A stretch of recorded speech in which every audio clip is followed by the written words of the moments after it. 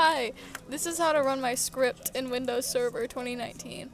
And I think it would also work for like normal Windows, but I haven't tried it, so I think I'll try that eventually.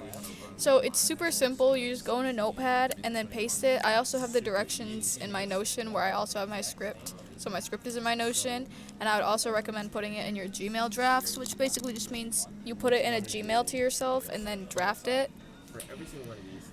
So we have it pasted, the script pasted in a notepad. So then you're going to go to File, Save As, and you're going to save it as whatever you want. So I'm just going to save it as like my script dot ps1. And it's important to leave it as a ps1 file. And then go to All Files so that when you do the commands, you can put it as all files and it'll work better.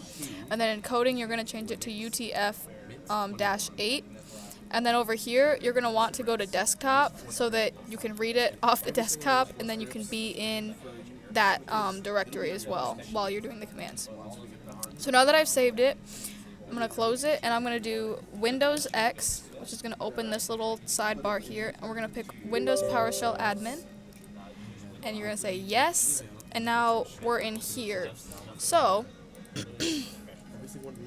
what we're going to do is change directory first. So we're going to do CD. I'm going to change to the C drive /users, and then my user, and my user is Dovahkiin, but whatever your user is, just put that there. And then desktop.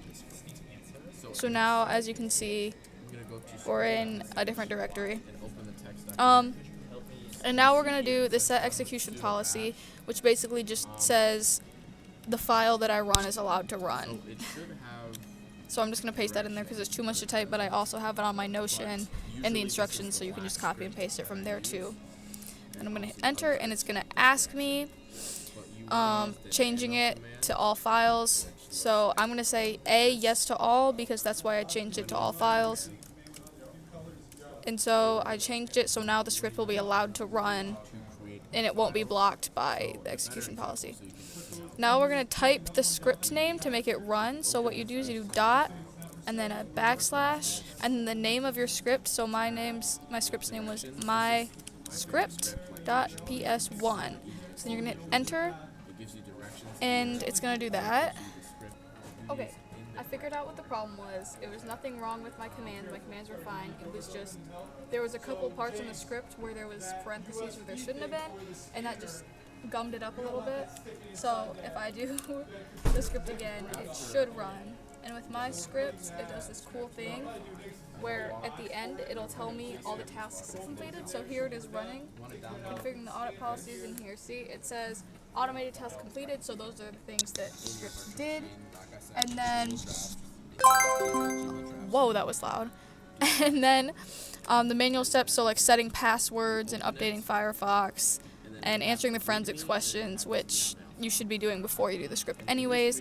But I was at 0 before, and now if we open the scoring report, because I did absolutely nothing, it should have given us quite a few points. And we have 64 out of 100 points because of that one script that we ran. So that's basically how I run every single script on Windows Server. I've never run a script differently. That's just how I've always done it. And if it doesn't work like that, you can run it from GitHub too. But that's it, yeah. That's how I run my scripts.